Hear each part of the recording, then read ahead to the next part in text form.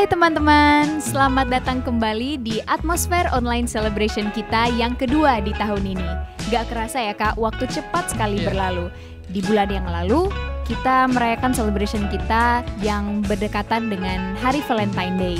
Dan kali ini celebration kita berdekatan dengan momentum Paskah yang akan kita rayakan bersama dalam beberapa hari lagi. Ya teman-teman, dan kita sangat bersuka cita teman-teman karena kita bisa berkumpul hari ini walaupun masih secara virtual, tapi kita percaya kita bisa belajar sesuatu dan menyembah Tuhan bersama. Dan teman-teman, kita punya satu video untuk teman-teman lihat. Selamat menyaksikan.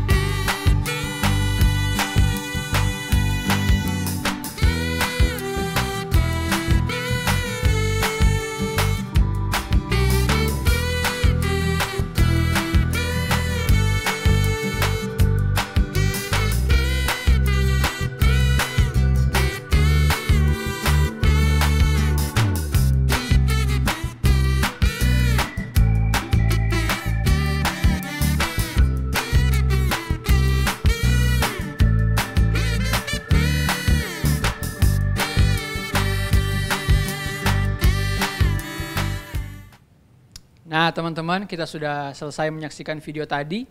Sekarang Kak Bobby sudah bersama-sama dengan kita di tempat ini dan tentunya kita akan ngobrol-ngobrol bersama Kak Bobby seputaran kehidupan. Oke, sebelum kita ngobrol sama Kak Bobby nih kak, aku pengen tanya reaction kakak lagi. Tadi kan kita sama-sama udah lihat video reaction dari anak-anak sekolah, anak-anak kampus soal beberapa gambar yang ditampilkan. Terus apa sih yang jadi reaction mereka? Nah, kita pakai ada emoticon gitu kak. Aku pengen tanya balik ke kakak lagi. Tadi gambar yang pertama itu HP lowbat. Nah, coba kakak, reaction kakak kira-kira apa nih? Cari dong. Reaction kalau HP lowbat. Nah, deh. Ini apa ini kakak? Aduh gitu kan. Kayak kesel gitu kan. Nyesek. Gitu kan, kenapa pakai ada cara lowbat lagi gitu kan. Ya karena memang sekarang HP itu penting ya kak ya. Tuh. Salah satu kebutuhan premier. Ya, benar banget. Dan kalau apalagi kalau semua data kayak udah kerja, semua datanya ada di situ gitu. Mau ketemu, mau ngomong sama orang, mau ngapain, datanya ada di situ dan tiba-tiba low. Aduh. Oh, ini berarti relate sama Kak Bob karena udah di dunia pekerjaan ya, butuh banget HP. Oke, gambar yang kedua. Gambar kedua itu free wifi kak. Free wifi, di rumah wifi, di kantor wifi, gereja wifi, di mana-mana wifi, jadi biasa aja sih. Oh biasa aja. Oh beda banget berarti. Seneng lah ya. Seneng lah ya. Tapi beda banget. Beda banget sama kita yang kampus itu. Kita sekolah. pejuang wifi kak. Iya, bener, kita memperjuangkan wifi gratis di mana wifi gratis. Iya ya. Karena mungkin juga pulsa data memang mahal untuk teman-teman di kampus. Udah ada takarannya. Jadi kalau wifi itu kan bisa main puas gitu. Bener banget. Oke, reaction yang ketiga, gambar kalau buat anak-anak school sih itu gambar tugas gitu kak di Google Classroom. Karena kita kan sekarang sekolah online, kita pakai platform belajar online. Tapi mungkin aku ubah dikit deh, bukan tugas di Google Classroom, tapi misalkan Kak Bob nih di dunia pekerjaan ada tugas yang deadline-nya tuh besok, tapi numpuk banget, banyak banget Kak. Iya besok nih baru deadline-nya. kerjaannya baru 40% misalkan gitu ya, padahal itu. Besok deadline-nya boleh. Nah reaction kakak kira-kira apa nih kak? Itu pengalaman hidup jadi ya butuh mujizat. Nah nih. Relate banget asli. Ini apa nih kak? Nangis gitu kan. Nangis. Itu butuh mujizat Tuhan gitu, nangis di kaki Tuhan. Nangis di pojokan, nangis di pojokan dalam kursi. Tolong Tuhan gitu. Oke kak. Dan reaction yang terakhir, adalah gambar Tuhan Yesus di kayu salib. Nah, Kak Bob. kita cari. Kira-kira reaksinya apa nih Kak Bob? Nih. Hard. Kita lihat video tadi itu langsung ini yang muncul pasti itu hati banget gitu sama gambarnya Tuhan Yesus di atas kayu salib. Kenapa Kak Bob? Oke. Kenapa Tuhan Yesus dapat hati? Kenapa Tuhan Yesus dapat heart? Ya seharusnya yang naik di atas kayu salib itu Bobby ceritanya. Oke. Tapi dia yang harus nanggung semua kesalahan dan dosanya Bobby ada di situ. Gitu. Jadi kenapa beta kasih hati? Karena memang cuman itu yang bisa Bobby kasih gitu. Karena love banget lah. Seharusnya gue yang di sana, tapi sekarang malahan Tuhan yang gantiin Bobby ada di situ. Itu yang bikin beta bisa kasih hati sepenuhnya buat Tuhan. Tuhan di atas kayu salib itu kan untuk menebus dosa ya Kak Bob ya. Betul, dan itu memang bukan untuk Bobby pribadi saja, Iya. tapi memang dia untuk menebus semua isi dunia ini. Kita gitu. semua tentunya. Semua, gitu. Dan harusnya kalau ngeliat gambar tadi, kita dan teman-teman di rumah harusnya bisa ngasih hal yang sama. Pertanyaannya adalah, ngerti nggak sih teman-teman Iya. apa yang lagi jadi karya Tuhan Yesus di atas kayu salib tersebut? Gitu. Oke, by the way, kenapa kan Kak Bobi tadi sampai kasih hati untuk Tuhan karena Kak Bobi merasa Tuhan mengampuni dosa dan kesalahannya Kak Bobi. Kak Bobi bisa sharing nggak sedikit buat kita dan juga teman-teman di rumah tentunya? Seperti apa sih kehidupan Kak Bobi dulu yang Kak Bobi bilang itu penuh dengan kesalahan dan dosa? Karena apa yang dilewatin oleh beta nih nggak seperti pada umumnya orang anak muda lewatin ya. Iya. Hidup di keluarga yang ekonominya menengah ke bawah dan bergaul dengan orang-orang yang ada di jalan. Iya. Hidup di jalanan, hidup dengan orang-orang yang putus sekolah gitu. Walaupun sekolah, tetap sekolah, tapi pergaulan tuh di area-area yang seperti itu. Orang-orang yang sebenarnya hal nakal atau hal jahat itu adalah sesuatu yang normal buat mereka. Nah, beta hidup di situ ceritanya. Oke. Dan dalam perjalanannya banyak hal yang akhirnya jadi satu kehidupan yang sebenarnya di zaman itu beta secara pribadi lihatnya adalah normal. Ngerokok, drugs gitu kan ya, narkoba, minum-minuman keras, itu hal yang biasa dilewatin. Tapi itu jadi satu kebiasaan jadi, yang Kak Bob, normal. Berarti bisa dikatakan seperti ini enggak? Jadi kalau kita dalam dosa, kita melakukan hal jahat tapi kita menganggap itu baik. Benar ya? Iya, memang kayak ditutupin matanya betul. gitu. Nah, firman Tuhan kan bilang gitu. Kebenaran, kalau kita tahu kebenaran itu memerdekakan kita. Permasalahannya beta secara pribadi adalah kebenaran benar-benar belum ada di dalam cara berpikir waktu itu.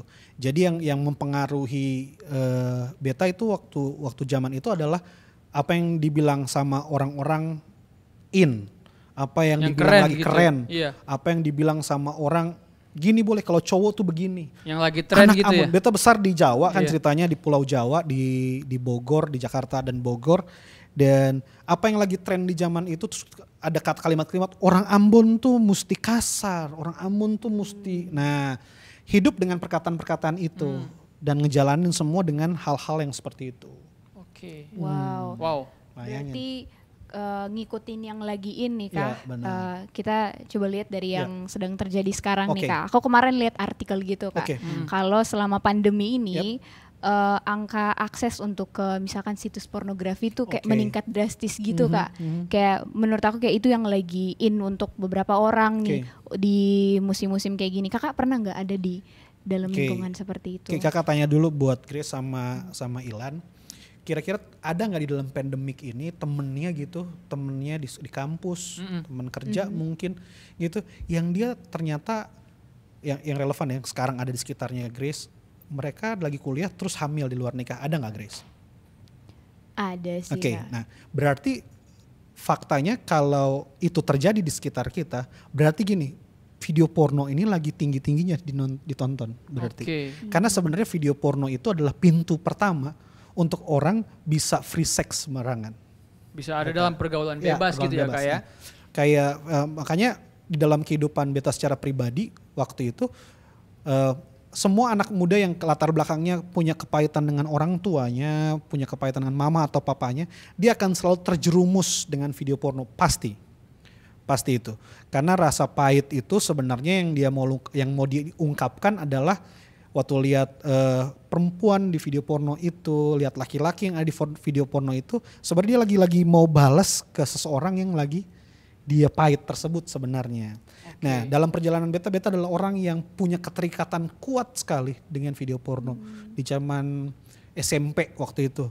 Dulu masih zaman video, masih video disc itu, bukan gitu. kaset ya, video yang kotak gede-gede itu.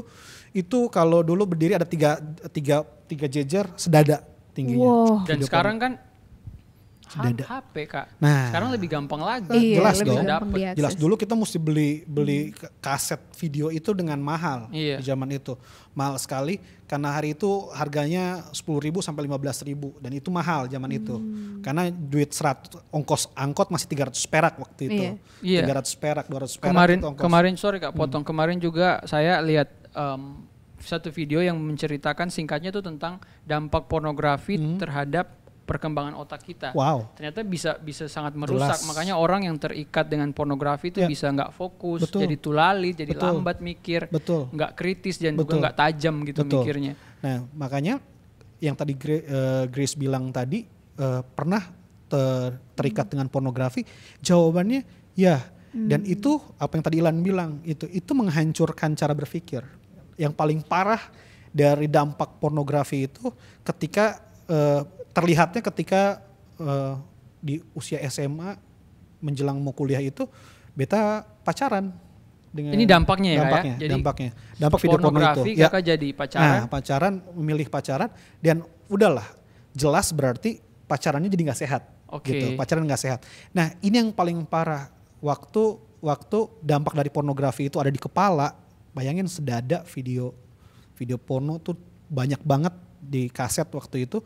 Jadi bayangin itu bisa membuat kakak waktu itu berpikir untuk ngelakuin apa yang ada di video porno itu dengan pasangan pacaran waktu itu gitu. Ya itu resikonya ya, resikonya parah. Ya, betul sekali. Buruk banget ya kayak. Betul banget. Maka tadi Grace bilang ada kok di kampus yang hamil juga padahal gitu kan. Padahal masih kuliah gitu. Itu dampak dari video porno yang benar-benar dikonsumsi, apalagi tadi untuk Ilan bilang otak, untuk otak kita, gitu. untuk otak depan kita. Dan kedua itu gampang banget diakses sekarang, sebatas di handphone sekarang. Iya. Kita bisa klik aja bisa lihat video porno, benar nggak sih?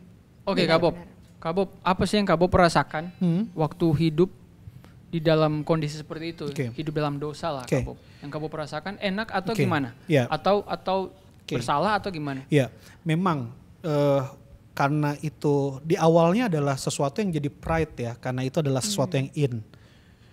Hari gini belum pacaran, hari gini gitu. Hari gini belum punya pasangan gitu. Homo lu gitu kan. Homo lu gitu kan gitu kan.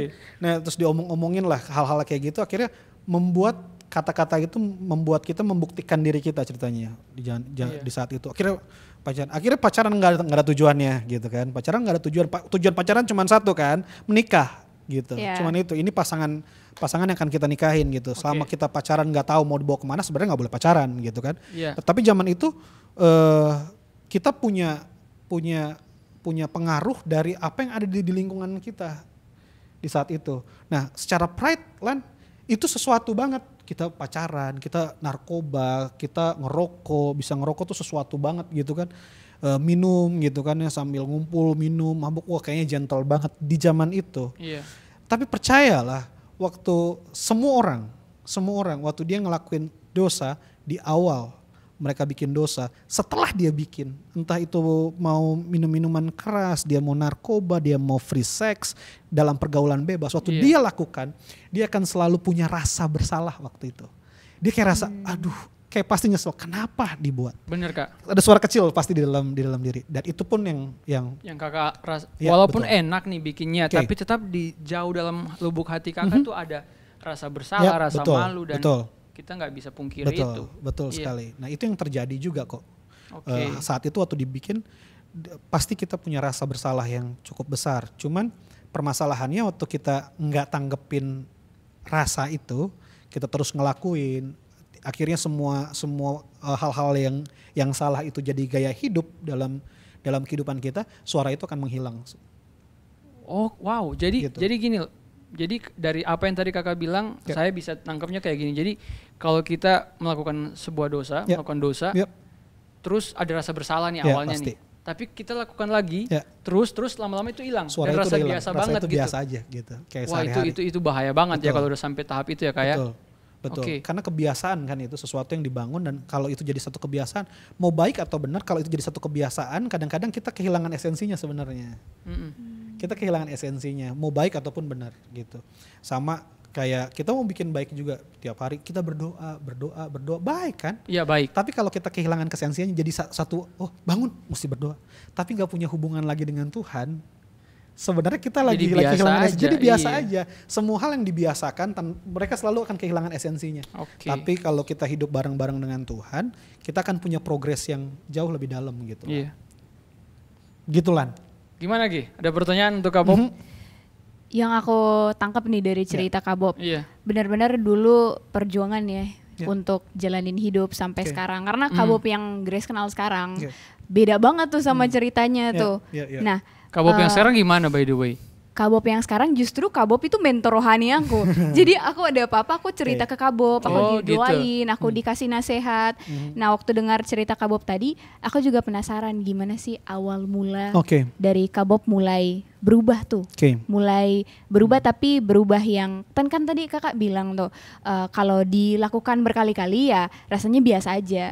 Tapi gimana sampai Kak Bob bisa lepas dari semua itu, awal mulanya gimana tuh Kak? Nah gini Grace, Lan, waktu kita ngelakuin setiap dosa lah, entah itu satu hal yang kita lakukan senang banget kita lakuin, kalau dia levelnya nggak naik lagi, kita akan cenderung akan jadi bosan, gitu, kayak misalkan main game, gitu kan, dari yang baru tahu jadi tahu, itu penasaran terus tuh, dari tahu jadi profesional gitu, ngeliat wah jadi prof, jadi mahir banget, itu jadi nantang lagi, terus level yang selalu dibikin susah gitu. Nah permasalahannya hari itu beta ada di titik yang udah paling parah, mungkin levelnya udah paling tinggi udah gitu kali ya, jadi ngerasain kok hidup gini-gini doang waktu itu, kok gue hidup gini-gini aja gitu. Terus kedua, saya pertama kali itu kakak hidup di keluarga, ditarik lah, keluarga bertobat, satu-satunya keluarga bertobat di keluarga di situ. Itu kakak ipar bersama suaminya yang bertobat duluan di keluarga, dan mereka berdua itu yang narik gitu, yang narik pertama untuk tinggal bareng-bareng. Nah bayangin aja dengan semua yang kakak lakuin, dengan semua kebiasaan yang ada, itu malahan buat kakak jadi bosan ya. Kok bosan banget ya, terus dapat contoh hidup di orang yang udah bertobat nih, orang-orang bertobat, kok gini banget ya, enak banget hidup gitu. Pertama ada rasa bosan, terus kedua kok ada hidup yang jauh lebih baik. Ceritanya gitu, orang hidup jauh lebih baik gitu, lebih baik. Nah rasa bosan itu akhirnya membuat kakak akhirnya ngobrol lah dengan mereka, gue mau bertobat nih. Gimana sih gue bosan banget dengan hidup kayak gini gitu. Kalau ngobrol sama mereka, diarahin lah sama mereka arahin, Bob mesti bertobat, terima Tuhan sebagai Tuhan dan Juru Selamat, lepasin semua yang pernah ada gitu. Nah detik itu baru ngerti kalau Tuhan tuh sayang. Tuhan, bayangin bahasa Ambon tuh lebih dalam ke kakak gitu, bahasa Ambon tuh lebih dalam banget nyentuhnya. Bob, Tuhan Yesus tuh sayang ale, dia terima ale apa adanya. Itu tuh langsung, masa sih? Baik. Kepala otak hari itu dengan isinya, gak mungkin deh gue ngelakuin semua hal berat. Dari pengertian yang kakak ngerti adalah kalau gue berdosa ya gue mesti bayar. Harus dihukum gitu ya Kak? Harus dihukum. Gue harus dihukum. Gue mesti dapetin semua konsekuensinya. Setelah gue dapetin konsekuensinya baru dong. Gitu diselesaikan. Bayangin pemikiran. Tapi dari awal itu bilang enggak, dia terima ale apa adanya, dia terima. Wow. Kak Bob mau tanya nih, ada nggak satu momen yang benar-benar secara pribadi Kak Bob ngerasa itu dengan Tuhan. That's good.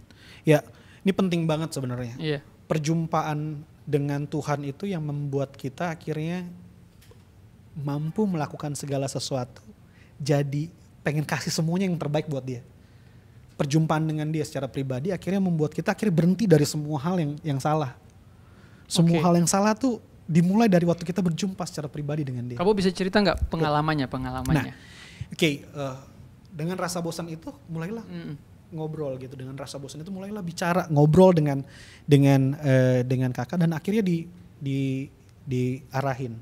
Iya. Yuk diarahin, yuk didoain lah ceritanya, didoain. Nah, nggak pernah yang bikin bentrok kan sebenarnya cara berpikir, yang bikin bentrok nih cara berpikir. Selalu punya pikiran mesti dapat hukuman, nggak mungkin enggak gitu, nggak mungkin enggak. Padahal bukan itu kan. Waktu datang cuman dibilang begini waktu didoain hari itu bapak rohani yang doain suami istri, orang tua rohani suami istri itu Bapak Anes sama Mama Ata. Oke. Di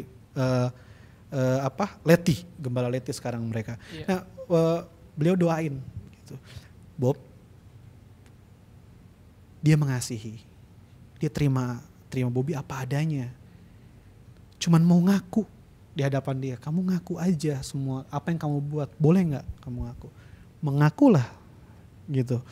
Oke, cuman itu kah? Ngaku. Waktu ngaku semua kesalahan itu di tengah-tengah perjalanan tiba-tiba ada sesuatu jamahan aja. Iya. Satu jamahan. Ngomong-ngomong di zaman itu salah satu yang suka sekali dengan apa ya, ilmu-ilmu hitam lah ya. Bahasanya gitu ya. Jadi ada pegangan-pegangan yang dipegang karena suka berantem di zaman itu, sangat suka berkelahi. Itu jadi salah satu favorit di SD itu, ditanya semua hobinya apa gitu kan, semua main basket gitu kan, berenang gitu kan, semua berenang. Terus sampai ke Bobby, hobinya apa? Berantem Bu. Langsung bayangin gurunya langsung, oke, kita masuk ke pembahasan lain. Tiba-tiba jangan didengar orang ini gitu. Kita masuk ke pembahasan lain, tiba-tiba pembahasannya dialihkan ya, karena itu jadi sesuatu yang gue suka banget waktu itu. Nah, karena itu disuka, jadi waktu didoain itu sesuatu yang memang bukan seharusnya ada dalam diri, dalam doa itu terlepas lah gitu. Nah, itulah pertama kali dapetin jamahan Tuhan di dalam situ. Sempet kayak nggak sadarkan diri lah gitu. Karena tapi ngerasain kasih yang begitu besar. Yang menerima. Nah, itu yang pertama. Lalu setelah didoain itu pulang malam. Kesadaran penuh untuk berdoa itu baru muncul, tiba-tiba muncul. Makanya berjumpa dengan Tuhan akan membuat semua yang baik, perbendaharaan yang baik di dalam diri kita itu keluar. Untuk pertama kalinya rindu untuk berdoa deh malam. Nah, ini pertemuan secara pribadinya malahan di malam ini. Di malam itu waktu habis didoain pulang malam, habis makan malam mau tidur. Biasanya begadang sampai pagi-pagi, malahan hari itu jam 7, jam setengah 8 udah masuk, cuman mau ketemu dia lagi gitu. Ngerasain, mau ngalamin dia lagi gitu. Ambil gitar dan lagu lama hari itu, cuman bisa lagu itu yang dihafal, nggak tahu itu muncul dan itu yang dihafal.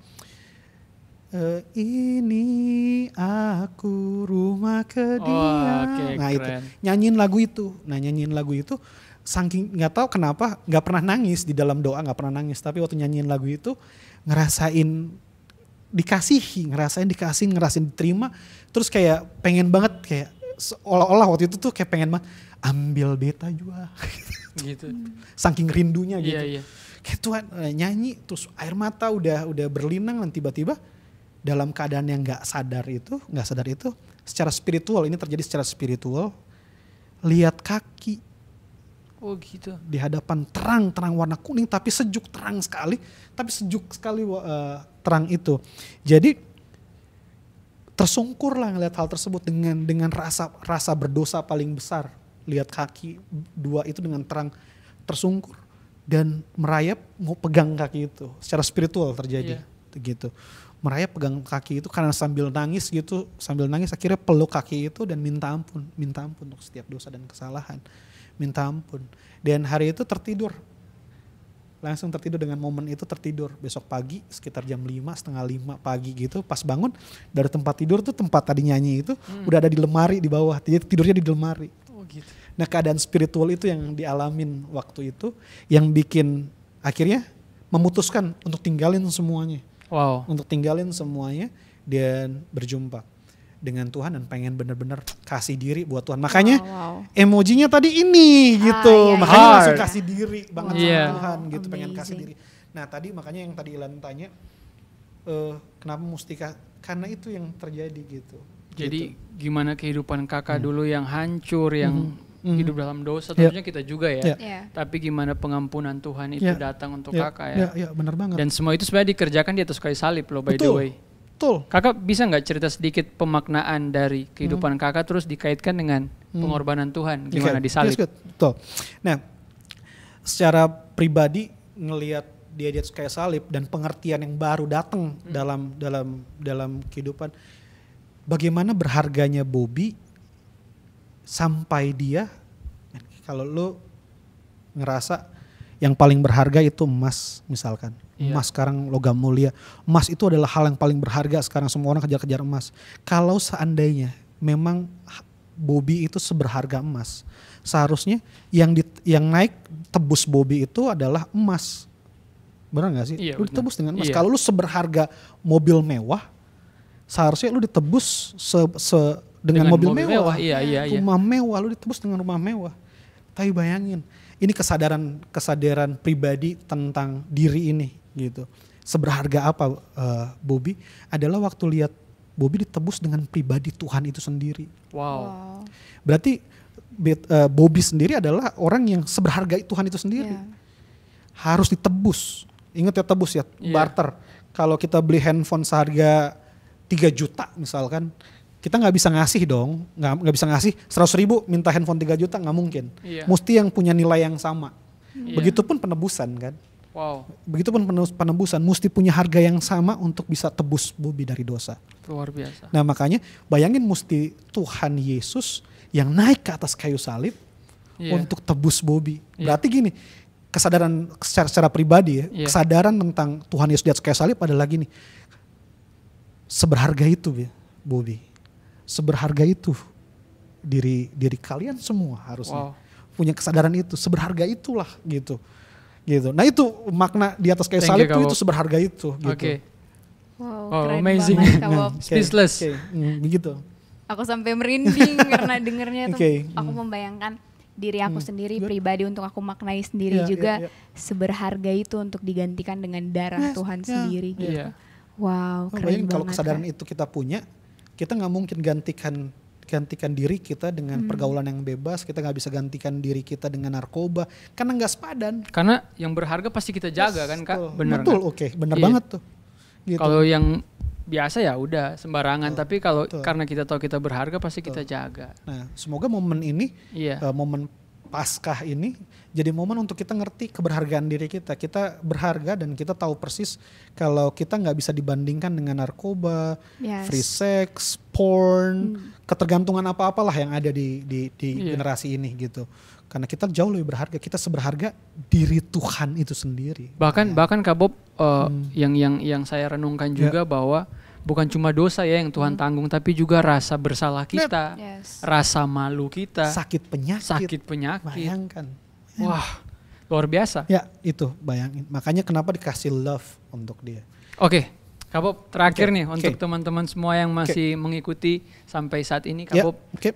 mau sampaikan pesan atau nasihat singkat Oke, untuk setiap yang menyaksikan di malam hari ya, ini. karena waktu ada di posisi teman-teman, di umurnya teman-teman, rasa bersalah yang cukup tinggi itu dan pengertian yang kurang akan membuat kita akhirnya nggak punya kemampuan, nggak punya kekuatan untuk mendekat bahkan kepada Tuhan. Iya. Tapi ini kabar baiknya, 1 Yohanes 4 ayat 10, kalau teman-teman buka di rumah, bunyinya seperti ini. Inilah kasih itu. Bukan kita yang telah mengasihi Allah, tetapi Allah yang telah mengasihi kita dan yang telah mengutus anaknya sebagai pendamai bagi dosa-dosa kita. Wow. Kalau lihat hal tersebut, kita nggak harus hidup benar dulu untuk bisa Tuhan kasihi. Enggak. Gitu. Dalam keberadaan kita, tadi kalau saya cerita gitu, kakak cerita, beneran kakak dikasihi bukan dalam keadaan yang lagi baik. Iya. Kakak dikasihi dalam keadaan terpuruk, dalam keadaan tidak berharga. Iya. Dia datang untuk menjamah Jadi kita. Tuhan inisiatif Yes, gitu ya kayak. kalau firman ini bilang, Iya. bahkan dia mengutus anaknya. Wow. Perhatikan, dia mengasihi kita apa adanya. Apapun keadaan teman-teman, apapun yang teman-teman lagi alamin, tekanan apapun yang teman-teman lagi, dosa apapun yang teman-teman lagi jalanin. Percaya ini, dia mengasihimu. Ada jalan keluar waktu kita benar-benar datang kepadanya. Waktu kita mau benar-benar punya hati datang kepadanya, gak usah takut. Takut adalah kamuflase dari iblis untuk membuat kita gak bisa datang. Oh, that's so good. Kamuflase ya? Kamuflase. Tipuan itu sebenarnya. Tipuan. Itu kamuflasenya iblis untuk membuat kita malahan gak bisa datang ke Tuhan dan duduk berdoa, minta pengampunan dari dia. Bayangin, firman Tuhan mengatakan gitu, dosa yang semerah, putih seputih salju, waktu kita datang dan ngaku dosa kita dan sungguh-sungguh ngakuin dosa itu. Dan Tuhan berinisiatif, Allah berinisiatif untuk kasih anaknya. Berarti memang kita dikasihi. Dalam keadaan apa? Dalam keadaan baik. Waktu kita sering ke gereja? No. Dalam keadaan apapun kita. Bahkan malahan dalam kelemahan, di dalam kita dalam keterpurukan, kuasa Tuhan lebih nyata di situ. Pengampunan lebih nyata waktu tiba-tiba kita punya salah. Kita bisa lihat Tuhan mengasihi karena waktu kita bikin salah tersebut. Ini yang bikin beta berubah. Ini yang bikin kakak berubah. Adalah waktu kakak diterima apa adanya, waktu kakak benar-benar dikasihi, ngerasa dikasihi oleh Tuhan. Itu yang malahan bikin kakak pengen berubah. Pengen berubah. Nah, mungkin itu, jangan takut untuk datang ke Tuhan. Apapun keadaannya. Move, ambil waktunya sekarang. Tuhan ada dekat teman-teman semua, dia ada tepat, ada di dalam saudara. Bicara sama Tuhan. Dan dia akan datang di sana. Dan sama seperti kakak dijamah, begitupun teman-teman semua di rumah, adik-adik semua di rumah akan dijamah oleh Tuhan. Waktu kita benar-benar buka hati kita dan mau dekat sama Tuhan. Thank you so much Kak Bob. Thank you Kak Bob, diberkati banget Kak. Saya aku juga sangat diberkati. Amazed banget sih dengan semua yang udah kita dengar teman-teman, kebenaran yang sudah teman-teman dengar, cerita dari Kak Bobby. Aku mau minta nih buat semua teman-teman yang sedang mengikuti celebration kita lewat kanal YouTube, teman-teman kita di awal minta reaction, video reaction. Aku mau minta juga reaction teman-teman bisa lewat kolom chat aja, teman-teman kasih reaction teman-teman dari apa yang sudah didengar. Oke, teman-teman. Dan mungkin setelah teman-teman kasih reaction itu, mari kita tenangkan pikiran kita, mari kita ambil waktu sebentar dan kita responi kasih Tuhan yang begitu besar bagi kita.